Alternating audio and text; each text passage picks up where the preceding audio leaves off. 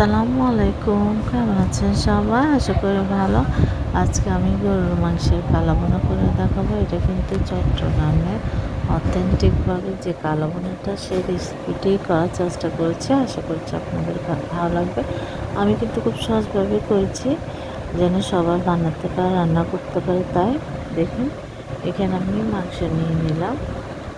গরুর মাংস ভালো করে ক্লিন করে ধুয়ে এখানে হাফ কেজি পরিমাণ হবে।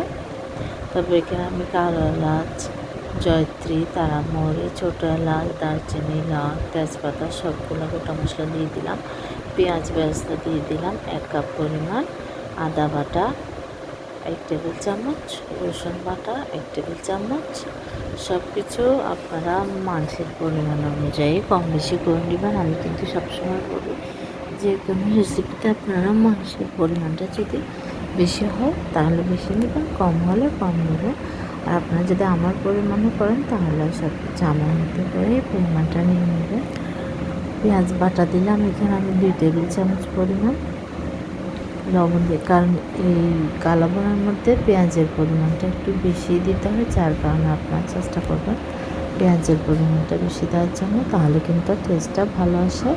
হলুদ গুঁড়া দিলাম আমি আধা চা চামচ পরিমাণ। যেহেতু মাংসের পরিমাণটা কম তাই সব কিছু একটু ব্যালেন্স করে দিচ্ছি। এটা যেহেতু মিষ্টি মরিচ তাই আমি এখানে 1 চা চামচ দিলাম প্রথমে। আসলে মরিচটা আপনারা ঝাল কতটুকু খাবেন সেটার উপর নির্ভর করে আপনারা অবশ্যই দিয়ে দেবেন। আমি 2 চা চামচ পরিমাণ দিলাম। ধনে গুঁড়া দিব 2 চা চামচ, জিরা গুঁড়া দিব 1 চা চামচ। সব মশলা দিয়ে আমি ভালো করে মেখে নিব। মেখে আমি ম্যারিনেট করে কিছুক্ষণ রেখে দিব, তাহলে কিন্তু এর অথেন্টিক টেস্টটা কিন্তু পাওয়া যাবে। ভালোভাবে মাংসের মধ্যে মশলাগুলি ঢুকবে। যদি আপনাদের হাতে যদি সময় কম থাকে তাহলে আপনারা কমপক্ষে আধা ঘন্টা হলো ম্যারিনেট করে রাখবেন। তারপর আমি এখানে মাংসের মশলা দিয়েছি 1 চা চামচ পরিমাণ। তারপর পেঁয়াজ বেরেস্তার যে তেলটি ছিল সেটা দিয়ে দিলাম 1/3 কাপ পরিমাণ। আমি পরে আবার তেল অ্যাড করব, কারণ বেরেস্তার তেলটা দিলে কিন্তু অনেক ফ্লেভারফুল হয়। পেঁয়াজ বেরেস্তার ফ্লেভারটা কিন্তু আরও বেশি স্ট্রং হয় মাংসের মধ্যে যদি দেন। আমি এখানে কিন্তু কাঁচা পেঁয়াজও অ্যাড করেছি আধা কাপ পরিমাণ। আপনাদেরকে তো বলেইছি আপনারা অবশ্যই মাংসের কালা বোনার মধ্যে পেঁয়াজের পরিমাণটা বেশি রাখবেন। আমি কিন্তু প্যানের মধ্যে আরও আধা কাপ পরিমাণ 1/3 কাপ পরিমাণ সয়াবিন তেল অ্যাড করেছিলাম, কারণ এটা যেহেতু একটু তেলের পরিমাণটা বেশি লাগে, এটা কারণ আপনার হতে কষাতে কিন্তু এটা আপনার কালা বোনাটা হবে। এটা কিন্তু চট করে কিন্তু কালা বোনাটা হবে না, কারণ এটাই কিন্তু কালা বোনার আসল ট্রিক্স। তাই এটা সময় নিয়ে রান্না করবেন, তাহলে আপনার মাংসটা টেন্ডার হবে, জুসি হবে, খেতেও ভালো লাগবে, শক্ত হবে না। এটা কিন্তু চুলা আঁচটা একদম লো টু মিডিয়ামে রাখবেন প্রথমে, পরে আপনি একটু লো করে দিয়ে কিন্তু বসিয়ে এভাবে আপনারা কষিয়ে রান্না করতে হবে। মাংস থেকে কিন্তু অনেকটা পরিমাণ পানি ছেড়েছে, এখানে কিন্তু আমি কোনো পানি অ্যাড করিনি। এখানে আমি কোনো রকম পানি অ্যাড করিনি। এখানে কিন্তু মাংসের থেকে যথেষ্ট পরিমাণ পানি বের হয়েছে। এভাবে করে আস্তে কিছুক্ষণ পর কিন্তু এটা নাড়াচাড়া করতে হবে, না হয় কিন্তু আপনার মশলাগুলো পুড়ে যাবে।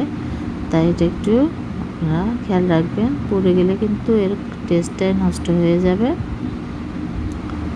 তাই কিছুক্ষণ পর আপনারা এটা নাড়াচাড়া করে কিন্তু রান্নাটা করে নিতে হবে। দেখতে পাচ্ছেন আমার কালা বোনাটা কিন্তু প্রায় হয়ে এসেছে, আর বেশিক্ষণ লাগবে না।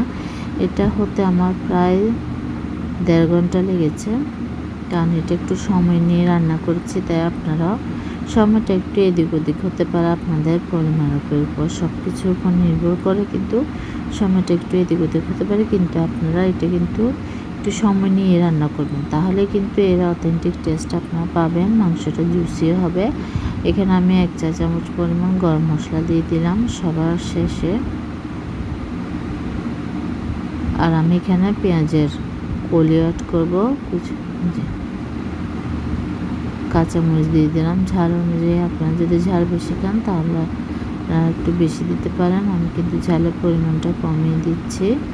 আর কালাভুনা কিন্তু অতিরিক্ত ঝাল হলেও কিন্তু ভালো লাগে না।